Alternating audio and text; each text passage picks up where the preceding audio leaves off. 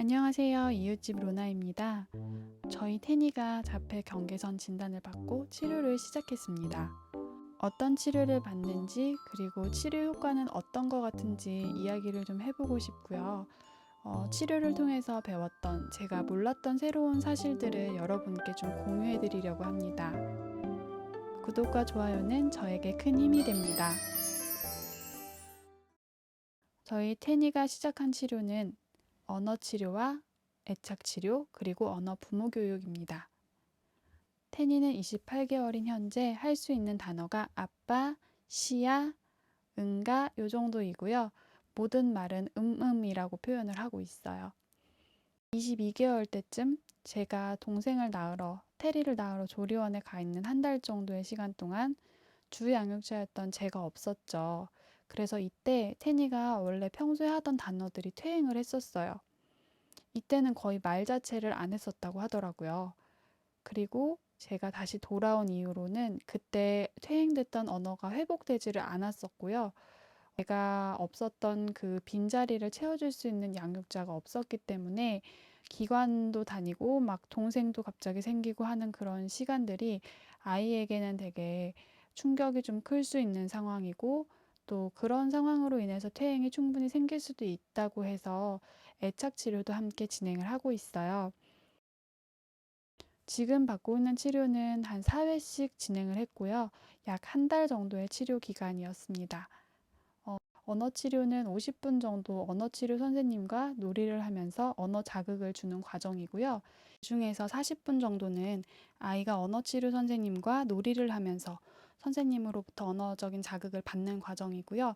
그리고 10분 정도는 선생님과 보호자인 제가 이야기를 하면서 아이가 오늘 치료하면서 어떤 반응이 있었는지를 이야기를 듣고 그리고 집에서는 어떻게 했으면 좋겠고 우리가 같이 목표로 하는 게 무엇인지 이런 이야기를 하는 시간이 있어요.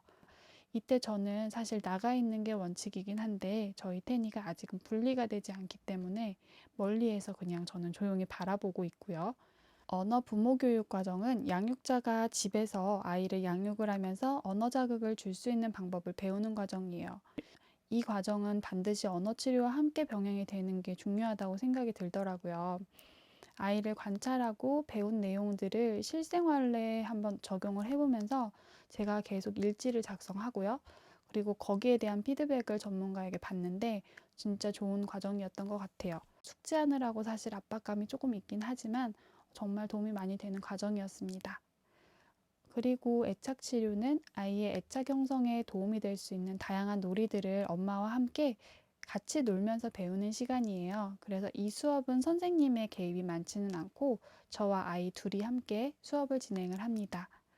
그 외에도 태니는 인지행동 치료와 감각 통합 치료 같은 것들이 필요한 상황인데 지금은 진행을 하지 못하고 있어요. 치료를 받은 지 4주차가 된 태니의 언어 치료 결과 아직은 단어를 말하지는 못하지만 저는 태니가 많이 시끄러워져서 도움이 되고 있다고 생각을 해요. 그리고 언어 치료를 빠르게 시작한 것은 아주 잘한 일이라는 생각이 들었어요. 지금까지 알지 못했던 아이의 언어를 자극하는 방법들을 제가 배우게 되니까 정말로 실생활의 육아에 도움이 많이 되는 것 같았고요.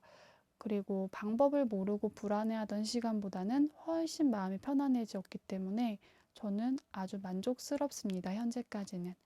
앞으로 더 좋아질 일만 남았다고 생각을 해요. 이렇게 치료를 받으면서 보니까 제가 지금까지 아이를 키우면서 첫째 아이라서 전혀 중요하다고 느끼지 못했던 부분들이 생각보다 되게 중요한 것들이 많았거든요. 그래서 이런 제가 몰랐던 부분들, 언어 치료를 받으면서 배운 팁을 여러분들께 공유를 해보려고 합니다. 말이 느린 아이 태니가 언어 치료를 배우면서 배웠던 팁을 여러분들께 공유를 해드릴게요. 먼저 아이가 말이 좀 느리다고 해도 아이가 퇴행을 하지 않고 하나씩 늘어가는 게 중요하다고 해요. 아이마다의 속도는 다를 수 있기 때문에 말이 조금 느릴 수는 있어요. 그런데 아이가 언어 퇴행이 있지 않았고 또는 한 달씩 지나면서 언어가 늘어가는 게 보인다면 너무 걱정하지 않아도 된다고 하더라고요. 하지만 저희 태니는 13개월 이후로 언어의 성장이 멈췄고 22개월 차에는 퇴행이 있었어요. 그래서 치료를 시작을 한 거고요. 잘 아시겠지만 저희는 언어뿐만이 아니라 뭐 놀이라든지 여러 가지 다른 부분에서의 지연도 좀 있었습니다. 저희는 그래서 치료가 꼭 필요한 상황이었어요. 그리고 말이 느리다면 미디어 차단이 필요하다고 해요. 영상이랑 세이펜은 독이라고 합니다. 테니 같은 경우는 세이펜으로 책을 보면서 혼자 노는 시간이 많았고요. 제가 밥 먹을 때도 사실 세이펜으로 노래를 듣거나 책을 보면서 밥을 먹였었어요. 그렇게 하면 정말 편했거든요. 근데 저는 그게 좋은 건 줄 알았어요. 아이가 뭔가 계속 귀에 들리게 하는 게 되게 좋은 거라고 생각을 했는데, 사실 또 편한 것도 있었어요.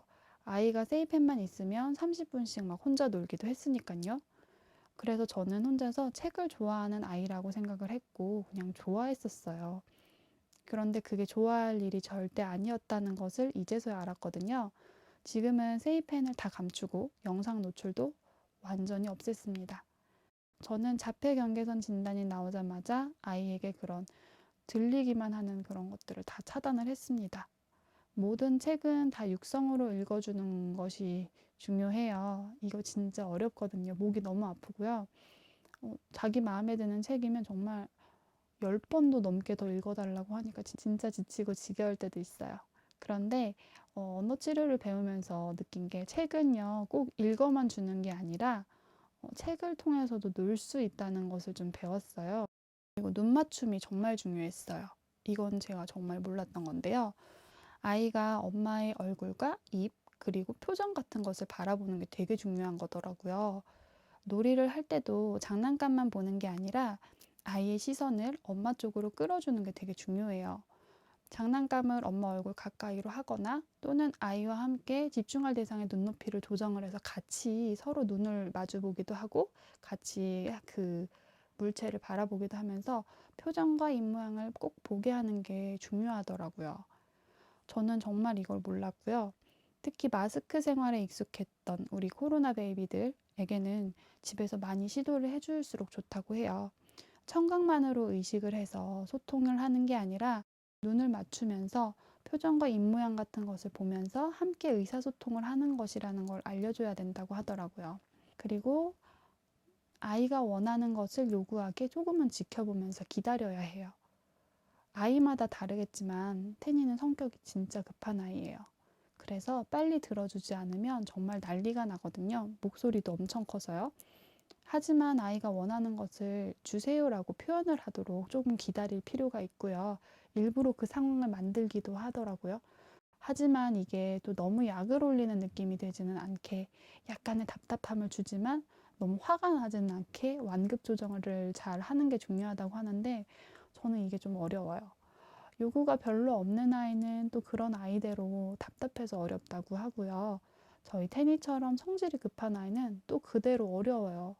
하지만 아이는 기다리는 것과 그리고 요구를 하는 방법을 언어로 해야 한다는 것을 배워야 한다고 하더라고요. 언어가 늦다면 몸짓 언어라도 할 수 있도록 알려줘야 된다는 거예요. 저는 언어가 많이 늦은 편이었기 때문에 몸짓 언어를 너무 알려주면 거기에 익숙해져서 말을 안 하고 싶을까 봐 사실 일부러 안 알려줬었어요. 그런데 몸짓 언어로 의사소통을 하는 것이 정말 중요하다고 해요. 그래서 다양한 행동에 따라서 거기에 맞는 제스처나 그리고 같이 언어 표현을 알려주고 있어요. 그러다 보니까 확실히 조금 더 그 표현이 명확해지고 아이가 답답해하는 게 줄어들고 있기는 하고요. 저희 테니처럼 언어가 느릴 경우에는 어른 언어를 쓰는 것보다는 뭐 예를 들어서 밥이라고 이야기를 하는 것보단 낱말을 먼저 알려주는 것도 괜찮다고 해요. 이 부분에서는 되게 전문가들의 의견이 다른 부분이 있었고 저는 어른 언어를 많이 들려주는 편이었어요.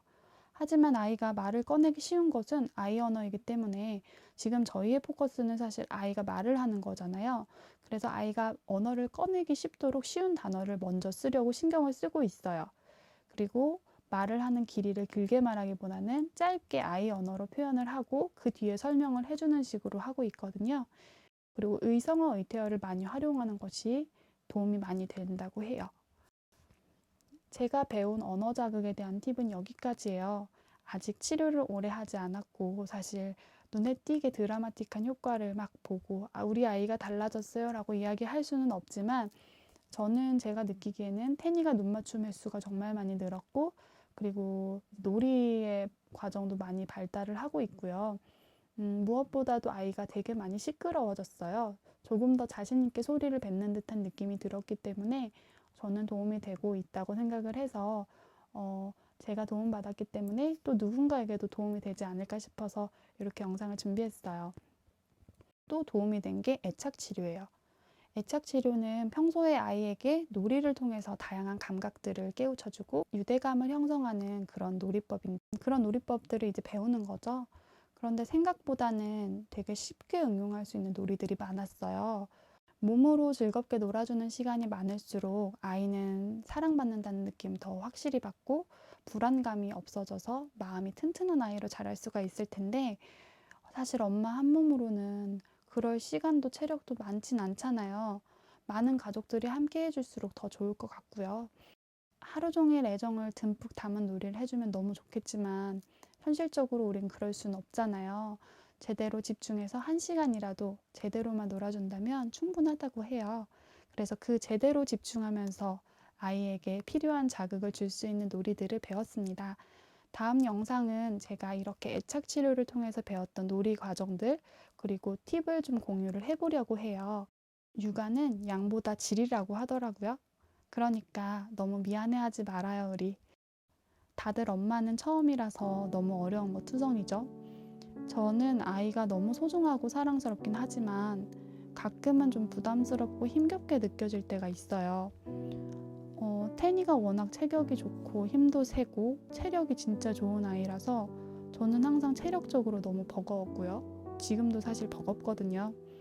근데 세상에는 왜 이렇게 다들 육아가 체질인 사람들만 많은 건지 저만 너무 부족한 것 같은 거예요. 다들 너무 전문가 같고 잘하는 것 같은데. 그래서 아이 키우는 게 너무 힘들기만 한 제가 비정상인 것 같았고요. 그런 부분이 좀 힘들었어요. 나는 아이를 키울 만한 자질이 아닌가 보다 그런 생각을 좀 많이 했고요. 그런데 제가 이제 이런 치료를 받고 여러 가지 과정을 겪으면서 많은 분들을 만나보니까 육아가 힘들고 어렵고 그리고 가끔은 너무 무겁게 느껴지는 것도 당연한 게 맞다고 하더라고요. 한 생명의 무게는 그만큼 큰 거니까요. 하지만 아이들에게는 엄마 아빠가 우주고 세상이라고 하니까 저희가 어떻게 힘을 안 낼 수가 있겠어요. 힘을 내야겠죠. 오늘도 육아하느라고 고생한 우리 육아동지님들 토닥토닥 내 자신을 칭찬하면서 푹 쉬셨으면 좋겠습니다. 오늘 제가 준비한 영상은 여기까지예요. 제 영상이 도움이 되셨다면 구독과 좋아요 부탁드릴게요. 그럼 저는 다음 영상에서 뵐게요.